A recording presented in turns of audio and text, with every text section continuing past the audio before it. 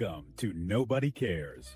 Knowledge bites, strategic insights on leadership, scaled for the ambitious, and delivered in less than 5 minutes. In today's Knowledge Bite, I'm going to tackle the feedback myth. Because here's the bottom line. Most feedback fails not because of what is said, but because of how it's filtered. Today, you're going to learn the science of why your brain shuts down during reviews, and more importantly, how to master the style gap. I'm going to give you a tool that helps you understand your style, communicate it to your boss, and decode your employee styles forever.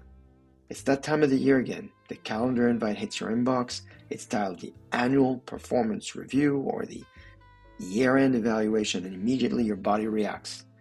Even if you've had a stellar year, that notification triggers a subtle systemic stress. Why? Because we've been conditioned to view these evaluations as a trial of weaknesses. We've turned feedback into a seasonal event rather than a continuous flow of excellence because we don't know how to do feedback effectively. In the clinical world, they talk about this as the amygdala hijack. It's when you sit across from a manager waiting for a rating, your brain isn't in listening mode, it's in threat detection mode. You aren't listening for how to grow, you're listening for the but. You did great this year, but. And that but is the sound of your learning systems shutting down.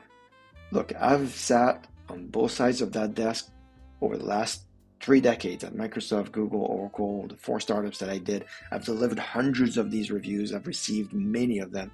And early in my career, I thought the performance review was the ultimate tool for scale. I thought that by identifying every gap, I was helping my team reach the next level. And I was wrong. Because the data shows that 60% of the performance rating is actually a reflection of the manager's style, not the employee's work. It's what they call the idiosyncratic rater effect.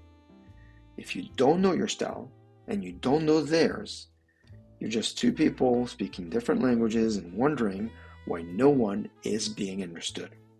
And here is the hard truth in all of this. Awareness is the only fix for this bias. So to turn feedback into high performance flow, you have to do 3 things. 1, you have to know your style. How do you actually process information? 2, you have to communicate your style. You have to give your boss and your employees the manual on how to talk to you so that it works. And 3, you got to decode your style. You have to meet your people where they are, not where you are. So how do you survive all this? Well, you have to move towards this equitable feedback method. I've built a great tool for you to navigate this. It's a fast survey. It maps out your feedback style. It gives you the language to say it to your boss and your team. It gives you all the elements so you can articulate, this is how I process information best. This is the specific input that helps me scale.